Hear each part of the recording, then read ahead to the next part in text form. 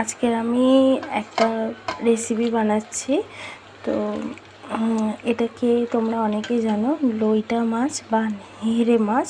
আমাদের গ্রামীণ ভাষায় এগুলোকে নেহেরে মাছ বলে।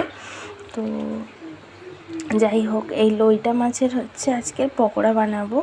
আমি এখানে দিয়েছি বেসন, কাঁচা লঙ্কা বাটা, পেঁয়াজ বাটা, তারপরে আদা রসুন বাটা, কর্নফ্লাওয়ার, সোডা আর নুন, হলুদ পরিমাণ মতন, একটু সামান্য লঙ্কার গুঁড়ো। তো সব কিছু দিয়ে একটু ভালো করে মিশিয়ে নিয়েছি। এখানে তোমরা চাইলে একটা ডিমও ফাটিয়ে দিতে পারো, তো সেটা তোমার অপশনাল। তো যাই হোক না কেন, তা আমি সব কিছু দেওয়ার সময় আর পুরো ক্লিপটা নেওয়া হয়নি। তারপরে এদিকে কড়াই তেল গরম হচ্ছে।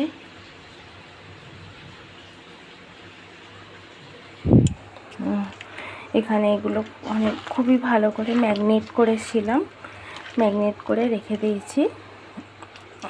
তো অনেকেই ভাববে যে আমি হাত দিয়ে কেন ম্যাগনেট করছি। হ্যাঁ, আমরা বাঙালিরা হাত দিয়ে খেতে যেমন ভালোবাসে, হাত দিয়ে মাখাতেও তেমন ভালোবাসে। তবে এটা ভেবো না, ঘেন্না করো না, ঠিক আছে? আমি এটা অনেকটা ভালো করে হাতটা পরিষ্কার করে ধুয়ে তবে আমি এখানে হাত দিয়েছি। তো যাই হোক, দেখা যাক এটা ভাজার পরে কেমন রং হয় আর কেমন দেখতে হয়।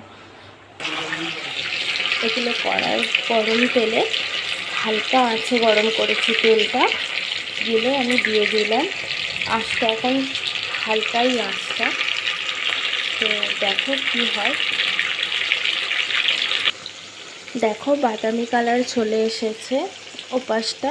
তো আমি একটু কড়া ভেজে নেব।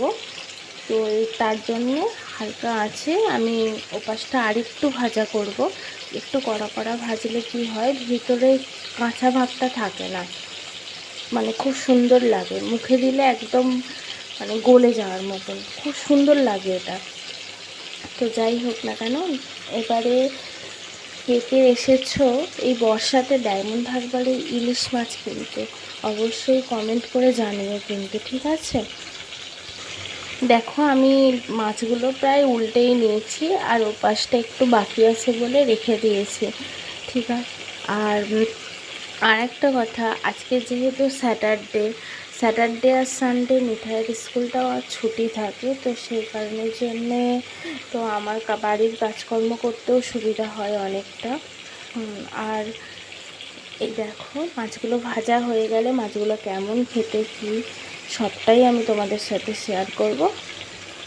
এটা ভাজা হয়ে গিয়েছে, অল্প আমি নিয়েছি, তাড়াতাড়ি নামিয়ে নিয়েছি কারণ অনেকটা বেলা হয়ে গেছে। আর এখানে আছে ওই যে পকোড়া হয়েছে নেহড়ে মাছ, এই নেহড়ে মাছের তরকারি। তো আজকে আমাদের বাড়িতে হয়েছে এই যে, এটা হচ্ছে বাঁধাকপির তরকারি চিংড়ি মাছ দিয়ে, আর হচ্ছে পকোড়া, আর হচ্ছে নেহড়ে মাছের তরকারি।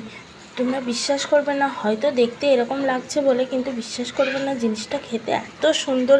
যারা খেয়েছো অবশ্যই কমেন্ট করে জানিও, ঠিক আছে? চলো, পকোড়াগুলো আসলে প্রথমের পকোড়াগুলো না একটু তেলটা মনে হয় গরম হয়নি, তো তেলটা কমও হয়েছিল, সেই কারণের জন্য এরকম হয়ে গিয়েছে। তারপরের পকোড়াগুলো দেখো এত সুন্দর হয়েছে, খেতেও খুব সুন্দর, একদম মচমচে, বুঝেছো? মানে খুব সুন্দর হয়। তো তোমরাও বাড়িতে ট্রাই করো। আর আমি পরের পকোড়াগুলো আমি ভেজে নিচ্ছি, তোমরাও বাড়িতে ট্রাই করো। আর কেমন হয়েছে, বাড়িতে ট্রাই করে কেমন লাগলো আমাকে অবশ্যই জানিও। টাটা।